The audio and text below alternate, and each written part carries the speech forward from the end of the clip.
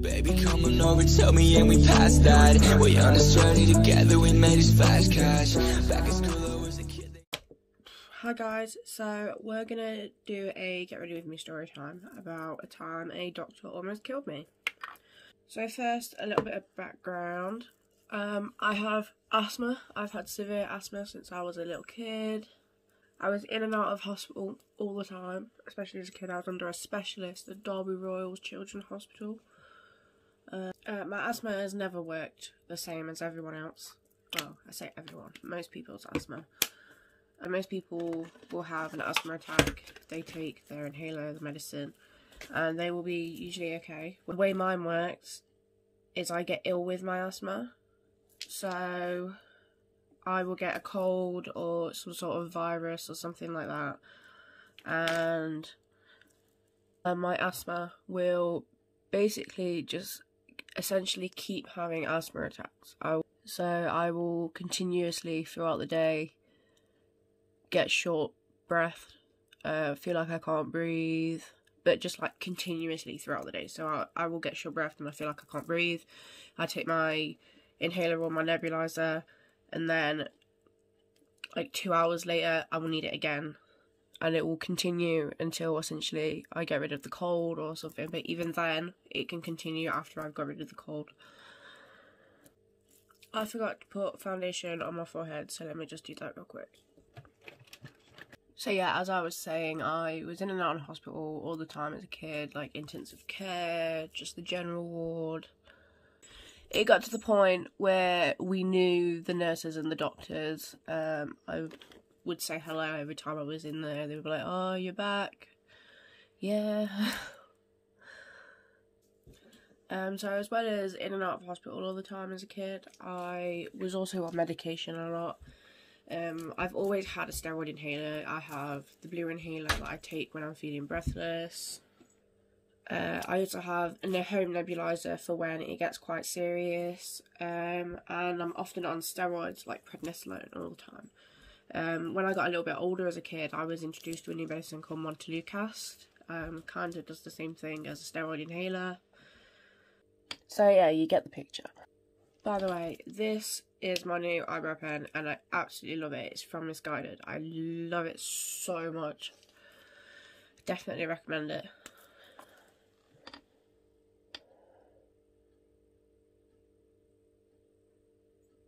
So this particular time, I can't remember exactly what it was. So my guess is going to be that it was a cold that I had. The night before, I can't remember what happened, but I know that it was some sort of family event because my parents had a drink, and when I needed to go to the local hospital, they couldn't drive me themselves. So somehow I lost an entire palette of eyeshadow. And where I found it. No, you're all scared there. So I had been waking up throughout the night, which is actually pretty common with people who suffer from asthma. They find that the asthma is worse at night. But I'd wake up throughout the night, I'd need my inhaler. If my inhaler didn't ease my symptoms of breathlessness, then I'd have my nebulizer. So it got to the point where my parents kind of looked at each other and they were like, right, we think it's time to head to the hospital. I didn't need an ambulance or anything like that. It was reasonably under control. So we headed to our local hospital at the time, which is Ilkeston. It's in South Derbyshire. But my parents couldn't drive themselves because they'd had a drink the night before and they're not about drink driving. So they actually had to ring my nan.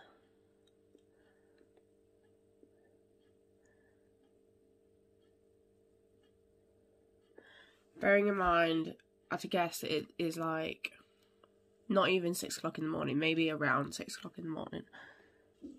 And she drops us off at the front door and we head in. Me and my dad, that is. Me and my dad head in. We go to the front desk, explain the situation, and they decide we do need to see the doctor, which we all agreed with. We sat down and waited a little bit. Now, during this time that we're sat waiting for the doctor, I start to need and a nebulizer again, because I'd already had a nebulizer at home before I came. My inhaler wasn't quite cutting it, so it wasn't working the way it's supposed to do and the way it works for most people. Eventually we're called into the doctor's office, and he does most of the checks that you're supposed to do. And you can see that I'm struggling quite a lot at this point. And he turns around and says to my dad, here's a prescription for some prednisolone. Boots opens at 8 o'clock in the morning. Now, this doctor had not even checked my stats, which is the oxygen levels. My dad requested this be done after he'd already tried to send us away with a prescription. And my oxygen levels at the time were 82%. Well, anything below 92% is when your organs are going to struggle to get all the oxygen that they need. The doctor looks at these and still sends us away with a prescription. So we walk out. My dad's in a little bit of a state of shock. We walk out the hospital door, and oxygen levels as low as they are.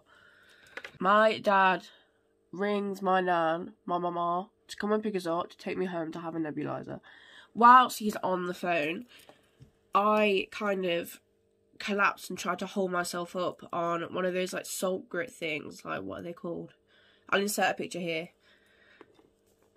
He turns around and looks at me and suddenly realizes, like, hold on, what am I doing? He's like, I'm outside a hospital ringing to go home to have a nebulizer. So we head back in. My dad knocks on the door and opens the door before the doctor even says he can go in. And he's in there with some other patient. And he's like, can she have a nebulizer? She needs a nebulizer. And he says, no, of course. So he takes us down to the little treatment area in the hospital and tells someone that I need a nebulizer. So we're waiting a little bit. And eventually this nurse across the room clocks me, and she comes over and she can see that I'm in a state and I can't breathe. She gets me the nebulizer as soon as she sees me. And my dad and the nurse, I believe, are talking to the doctor who tried to send me away. And he turns around to the doctor and says, if she was to go to Derby Royal where she usually goes, she would be staying in.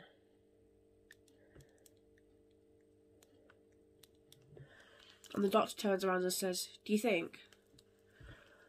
We don't think, we knew. We knew that if we went to Derby Royal, we'd be staying in. So he goes away and tries to sort something about me going to Derby Royal. We go, sit back, have my nebulizers and stuff like that, but they're not doing the magic that they should. So what eventually happens is they ring a ambulance to the hospital to take me to Derby Royal Children's Hospital, which is where I usually stay. And when the paramedics and everyone get there, it's all kind of been organised by this doctor, and he says they're waiting for me on Puffin Ward, which is one of the wards that I usually stay at. He speaks to the paramedics, we get me all in the ambulance, and throughout the drive I'm still struggling to breathe. So we get there, and the paramedics listen to exactly what the doctor said. They said they were waiting for me on Puffin Ward, so they take me straight up to the ward.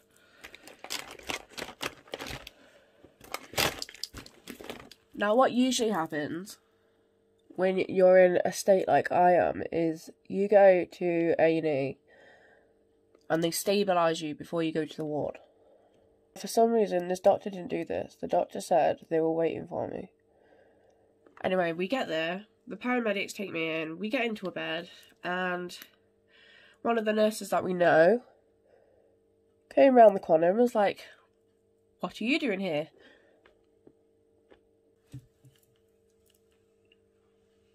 Basically, they were not ready for me on the ward. They had no idea I was coming.